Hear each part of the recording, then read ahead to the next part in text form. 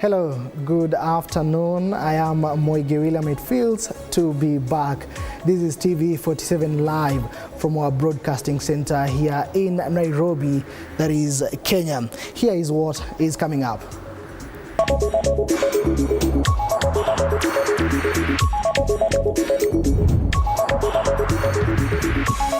It is not yet over. The High Court has suspended Governor Kawira Mwangaza's impeachment.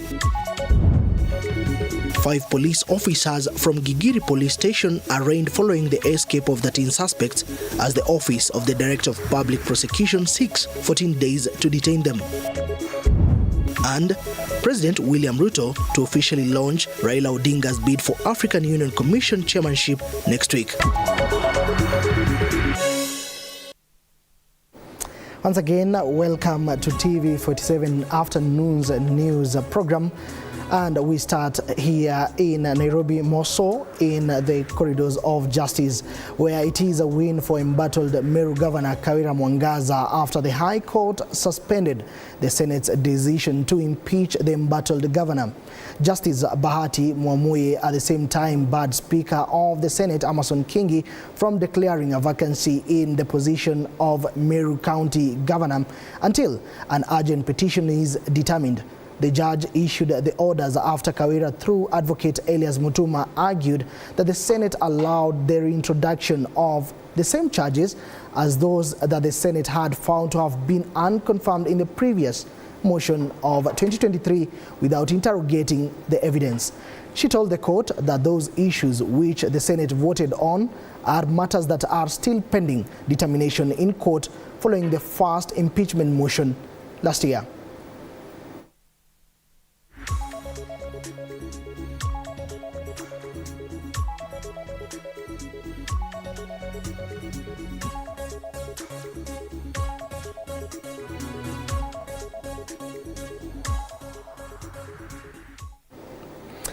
Elsewhere, a section of women legislators have strongly condemned the recent gender-based violence cases against women and girls.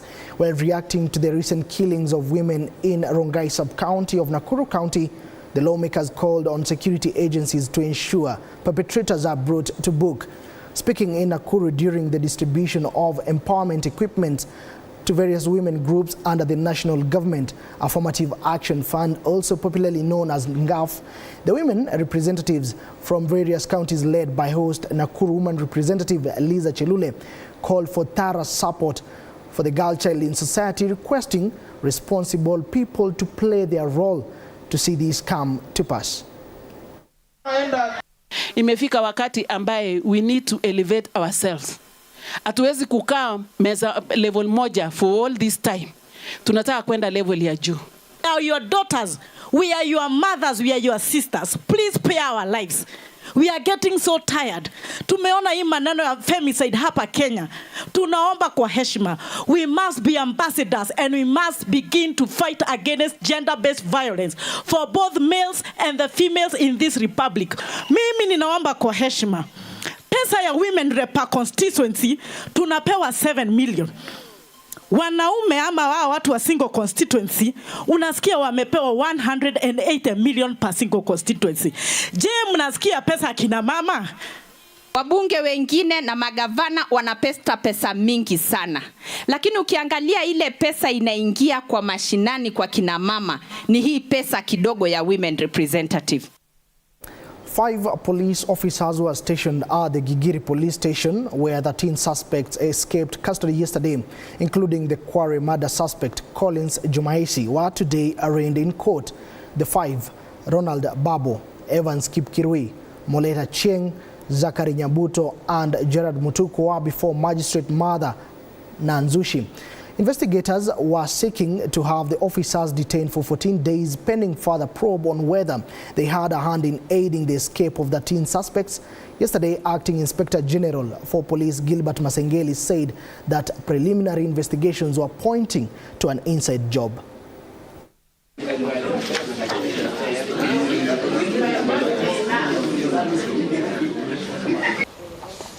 Contrary to Section 124 of the Penal Code,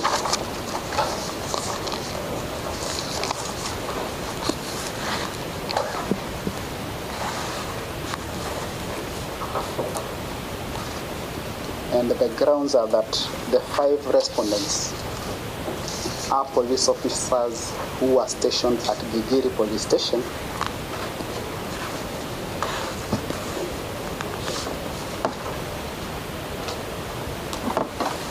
and are suspected to have aided the escape of 13 remandees who are in custody for various offenses.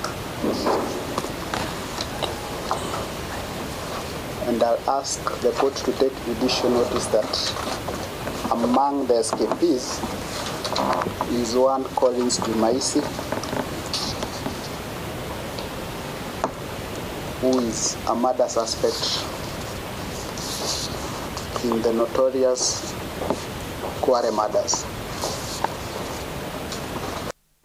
Now, shifting gears, President William Ruto will this coming week officially launch former Prime Minister Raila Odinga's bid for African Union Commission chairmanship. Speaking during a joint press conference with Odinga, Prime Cabinet Secretary Musalia Mudavadi called on Kenyans to stand with the Azimio leader. Musalia insisted that Raila has always represented the values and aspirations of Kenya. Odinga, on his part, thanked the government for supporting his candidature.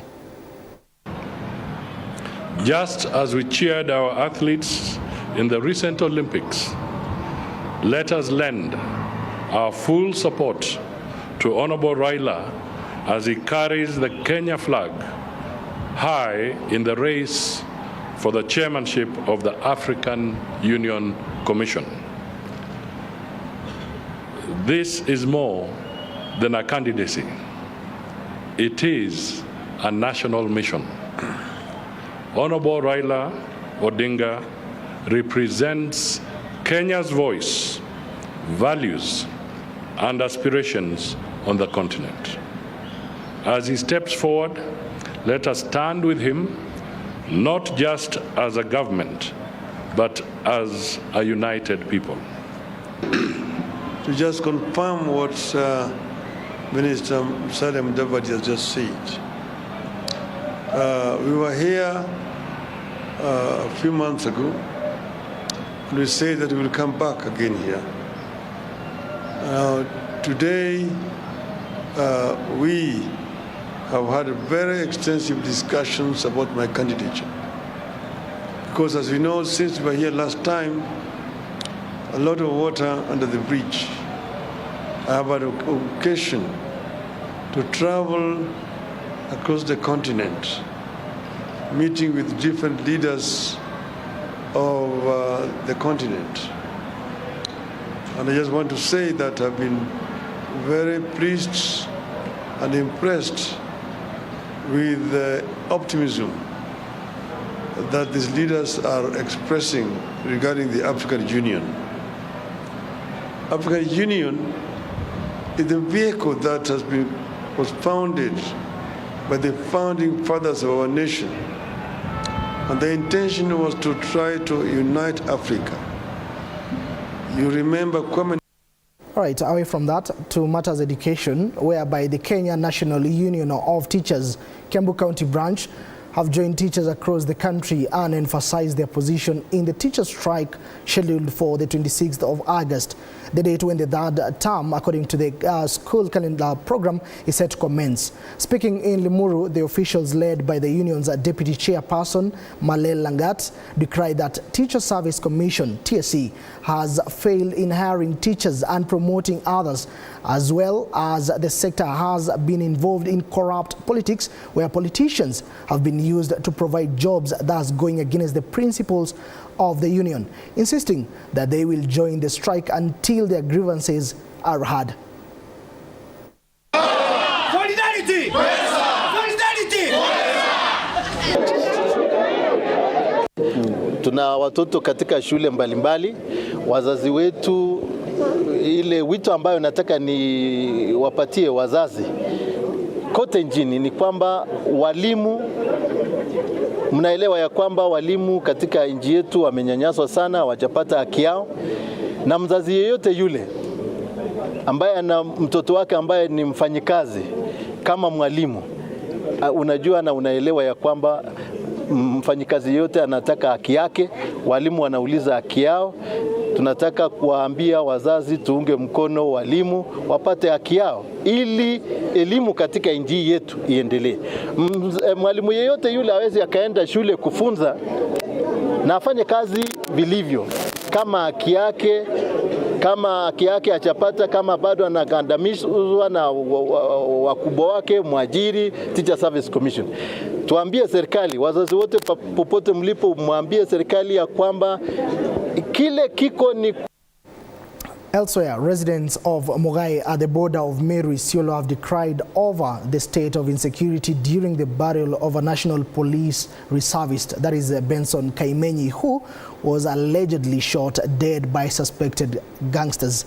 Kaimenyi Nabea, the father to the deceased, decried that it was not the first time for such happenings to be witnessed, as the assailants have been paying the village frequent visits, causing havoc and stealing livestock from the residents.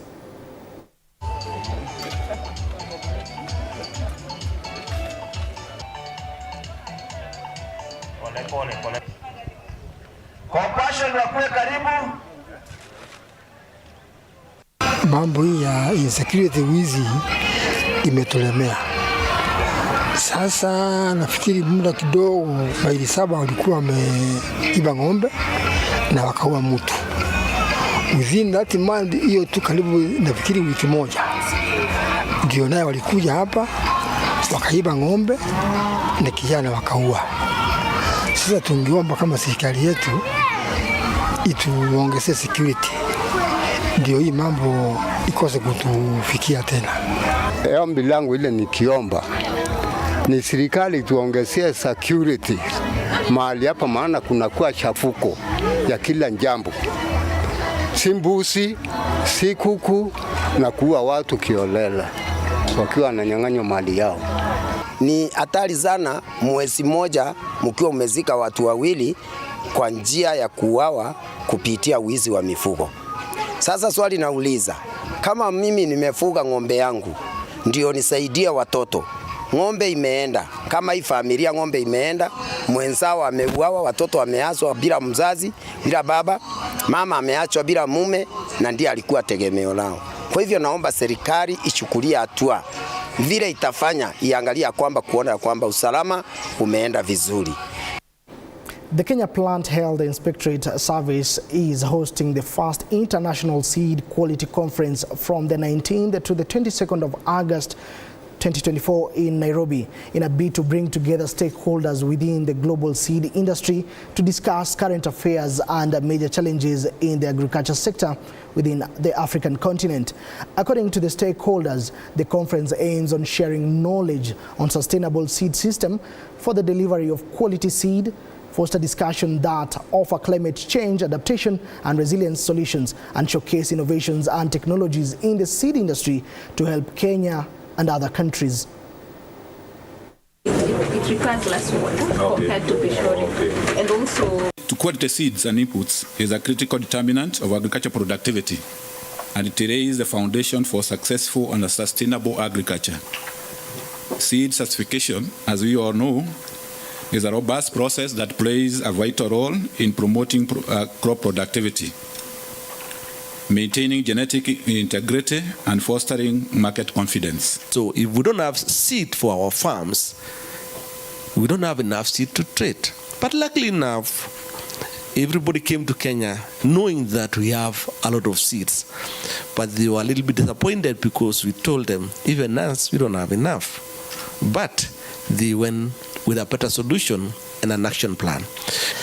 The high cost of seed, something must be done about the high cost of seed so that the many farmers can access the seeds. So as you produce, you also want to make a bit of money. We need also to consider whatever you are producing, is it affordable to the farmer, to the smallest farmer. Labour Cabinet Secretary Alfred Mutua has addressed minimum wage increment for workers while holding crucial talks with the Central Organization of Trade Unions Secretary General Francis Atwoli amid looming strikes by various national unions. Speaking when addressing journalists on Tuesday morning, Mutua stated that he held a meeting with COTU Secretary General Francis Atwoli in a bid to cultivate a culture of dialogue, understanding and harmony within Kenya's labour sector. Mutua also assured the COTU leader that the government is fully aware of the minimum wage increment issue and is making considerable progress towards it. We are ready and wait for... So we are requesting that even if we know it is a right for people to go on strike, that there be a bit of patience in terms of discussions. My office is ready to ensure that everybody is listened to. I will bring together all the warring parties, the welfare of Kenyan workers. This government is keen on improving productivity. And because once you improve productivity, you grow industry. When you grow industry, you create more jobs. And we need to create employment for our people. But to increase productivity, there has to be harmony between the workers and the employees. The president declared a 6% increase in wages in the last Labor Day. This was not initiated before I got into office. I have just received from my principal secretary the documents. I am studying them with and I believe that I'll have made a decision by the end of this week to obey the presidential directive. The online taxi operators have been called upon to consider working under one umbrella so that they can enhance security in their job, legibility of their cars, among other essential issues which can boost their operations. Speaking during the launch of ENB Logistics, a company which is wired, or rather to manage online taxis on behalf of clients who are the vehicle owners. The company, that is the Chief Executive Officer Godfrey Kameta, expressed his aim to help all his clients make profit in their businesses. The direct relation between driver and the car owner is always stressing. And therefore, as ENB, we came in and acted as the mediator between the investor, who is the client, and the driver, so that we don't resort those issues of maybe driver kuambia ameshikwa na kuambia gari imepasuka mguu na mwekea pesa yenye haifai. We ease that petty issues and inconveniences to our clients. Support ENB Logistics. This is the future. There is also another point I forgot, is about we need to understand that we are now in the express. We are now in what are you calling it? The online, everything. Elephant care stakeholders now warn of extinction risk due to human-wildlife conflict and habitat loss.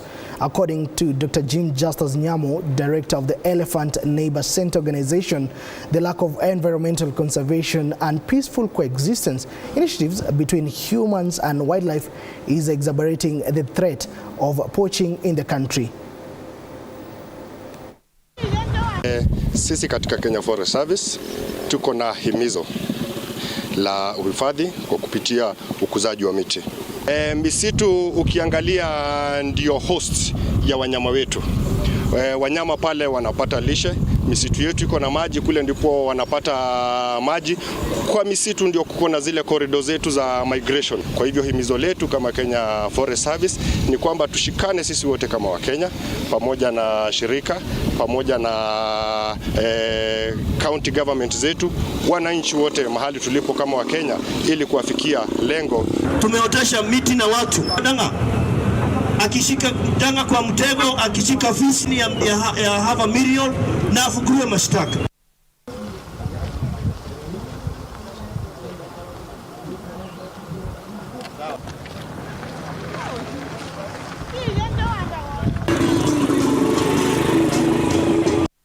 All right, and residents of Kitengela are up in arms of a deplorable tarmac road which they say was poorly constructed. The 2.3-kilometer Miriam's Orata Road, which was the first county government tarmac road constructed at a tune of 40 million Kenya shillings in the year 2019, was abandoned by the contractor, and its state remains pathetic to the users. The residents have blamed the county government in what they term as wasting taxpayers' money on a shoddy project while demanding accountability of public servants. They now demand the same.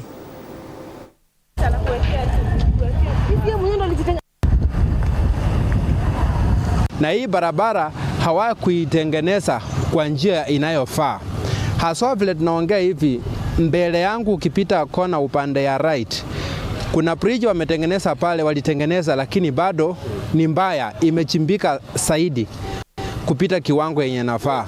Upande yangu nikiangalia hii barabara ndiye imekuwa ya kwanza serikali ya county ikitengeneza hii barabara, na ile hali na maisha naye imekuwa juu zaidi, na ili sisi wenye tunaitumia ndio tunasikia uchungu sana, tunaumia kwa wakati mvua inanyesha. Nalaumu serikali ya county kwa sababu kila wakati wa siasa wanakuja wakisema mimi ukinichagua nitatengeneza hii barabara na itakuwa safi, na wakishaingia kwa ofisi hakuna kitu wanafanya. Na hii barabara imebeba watu wengi. Sasa hii ukiangalia watu wanasafiri, wengine wanaenda biashara, wengine wanabeba watu wa pikipiki, na barabara ikiwa mbaya hakuna mtu anatamani kutembea kwa barabara kama hiyo. So ukiangalia barabara kama hii ya kwenda kwa Saitoti, lengo alitudanganya hii barabara itaenda hivi ipite hivi huko Red Block. Hakuna Kenya amefanya. Miaka 2 ndio imeisha akiwa uongozini. Sasa sisi tunauliza, tulimchagua waende kukura ama watufanyie kazi? Hakuna sewage.